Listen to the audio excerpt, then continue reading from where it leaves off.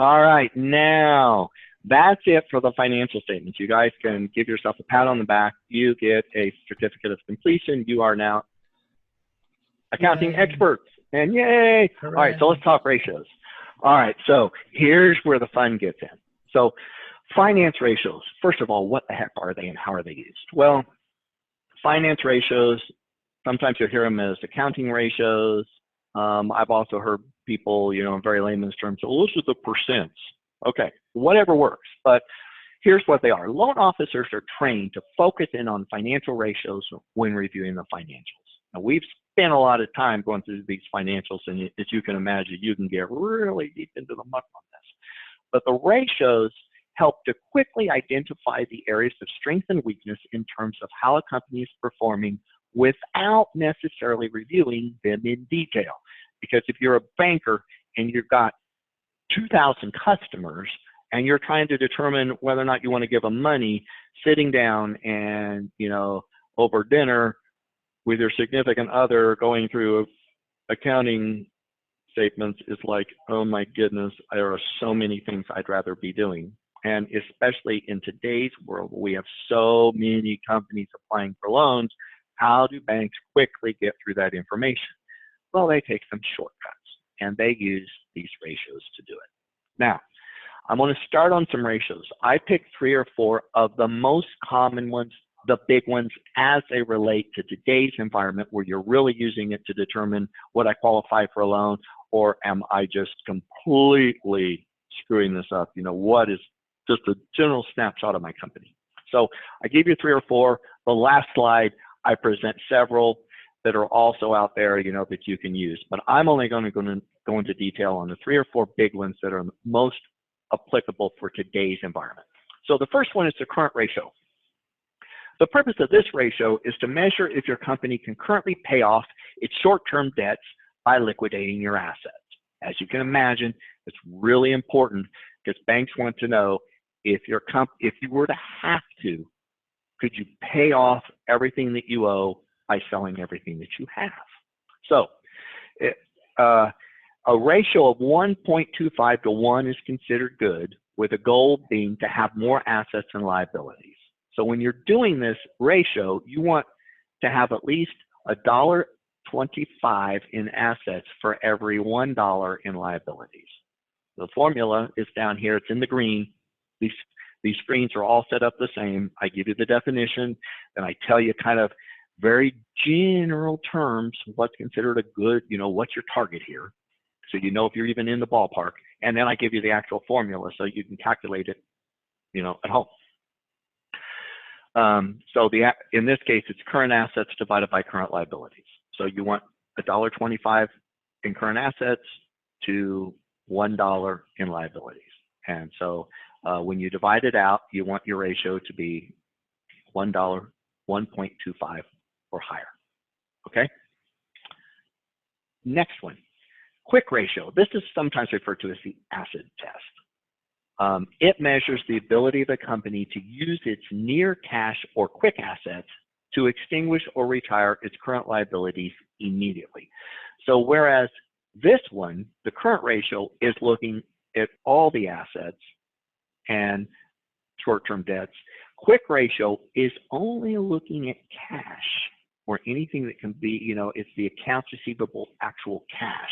So the difference is one's looking at all your current assets, which would include accounts receivable, and anything listed on that balance sheet, whereas the quick ratio is only looking at accounts receivable, cash, and securities paying off current liabilities. And again, they want a 1-to-1 ratio on this. So when you divide this out, you get a 1-to-1. Now, a lot of times, in particular, if you're a cash-based business, your current ratio and your quick ratio may not be much different. But they'll do both because in some cases, depending on the industry, they could vary substantially. Debt to equity. This is a big one in today's world. This indicates the relative proportion of shareholders' equity and debt used to finance a company's assets. So they want the greater the number, the more leverage the company. So let's go a little deeper. A ratio of no more than 2-to-1 is considered good. So a ratio of 2 indicates that the company derives 2/3 of its capital financing from debt and 1/3 from shareholder equity.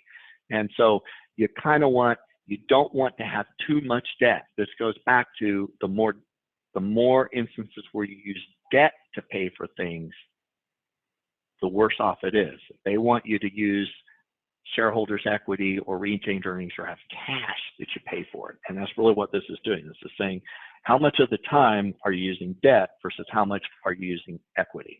So they want it to be no more than 2-to-1. And less is better on this one. So you do the math, and if it comes up 2 or lower, you're in good shape.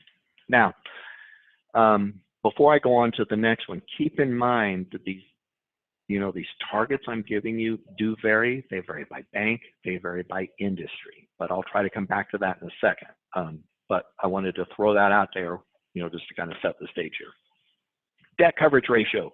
This is used to determine an entity's ability to produce enough cash to cover its debt, including lease payments.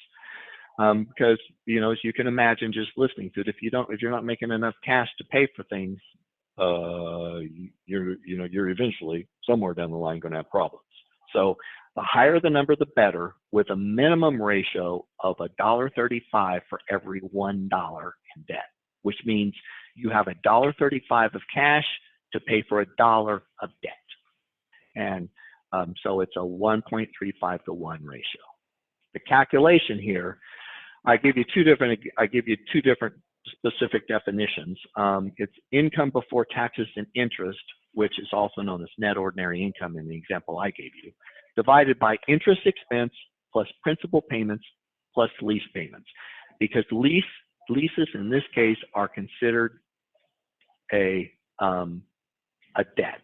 So it's interest expense plus principal payments plus any lease payments, the total of that, and then you divide net ordinary income divided by that total, and that gives you your answer. And again, you want at least $1.35 of cash flow for every $1 of debt service.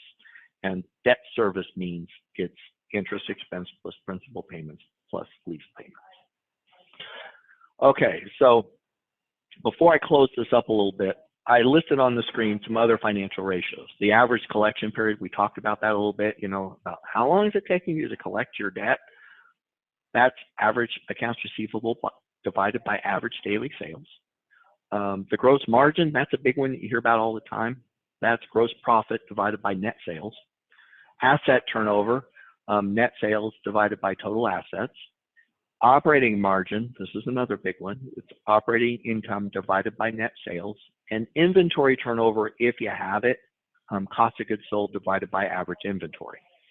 So before I close up, let's talk just a minute about how banks view this stuff. It really depends. The question I get the most is, so how do I know what a bank's going to view this? What if I'm high on one, low on another? What if I'm out of whack? That kind of thing. Keep in mind, there's no such thing as a perfect business. Every business has strengths and every business has weaknesses.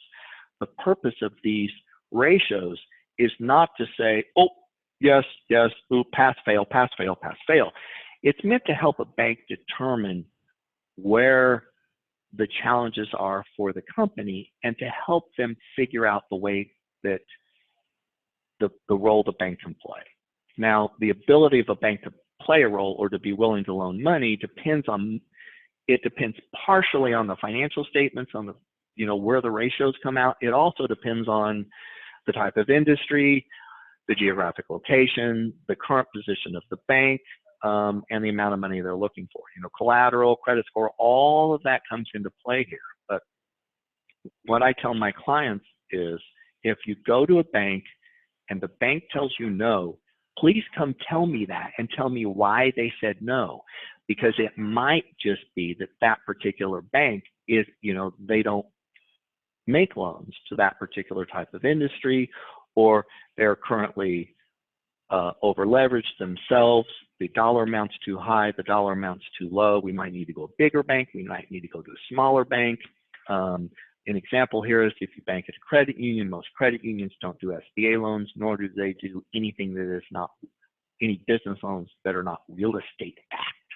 So, there's all kinds of reasons they may say no. What I wanted to do today, though, is to kind of give you a general overview of accounting statements, and also give you a way that you can just do some quick checks to say, where am I out of whack here? Where am I out of whack there? As we close up, I've now got some helpful resources on the screen, and sample forms, meaning I gave you one example of each one of the financial statements. I've got more I can send if you want to see them, different examples. There are some worksheets that we have where you can sit down with a piece of paper. If that's what you relate to the most, you can pull up your financial statements, look at a piece of paper and fill it out, and they're all right there. The ratios are right there. You can just calculate it yourself. We also have what's called a financial model that I mentioned, that you can put the information in, your balance sheet, your sales, your cost of goods sold, all of that stuff in, and it will calculate all of this for you. It'll give you an income statement, a balance sheet, it'll prepare a cash flow, and it will even do the bank ratios and tell you where you're strong and where you're weak. So there's some really cool tools out there. I mentioned the personalized help. I list myself on there. I list Jack. Jack, in just a second, I'll have you talk about some of the market research you can run. And Keely, as you close up, maybe you can kind of tell the role you play here. But the three of us all work in tandem on this, and you can work with any of us. We've all got resources available. Almost always, all of the stuff we can provide you is at no cost. And so really, I can't encourage you enough to reach out to us and let us help you. Okay. I will now stop talking. You all can take a breath of fresh air and go, he's finally shutting up. Jack, any final questions before I toss it to you?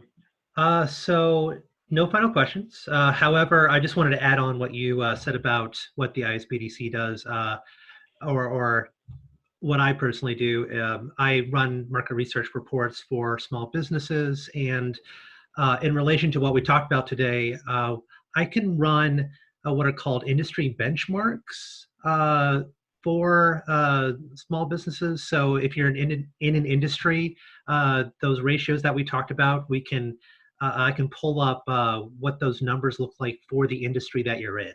And they're called benchmarks because that's what the average is, and a lot of businesses like to on a yearly basis just match up to see how they're doing compared to the industry as a whole. So it's a good thing to do, in good times and in times we are in right now.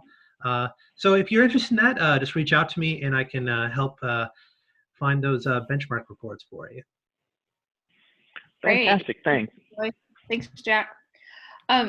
So in closing, I do want to make sure that you all are aware, as Troy and Jack both mentioned, the SBDC has many free services at no cost to you as a small business owner that you can access.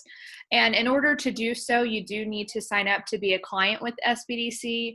All of the information everything that you talk about with your business advisor will be confidential.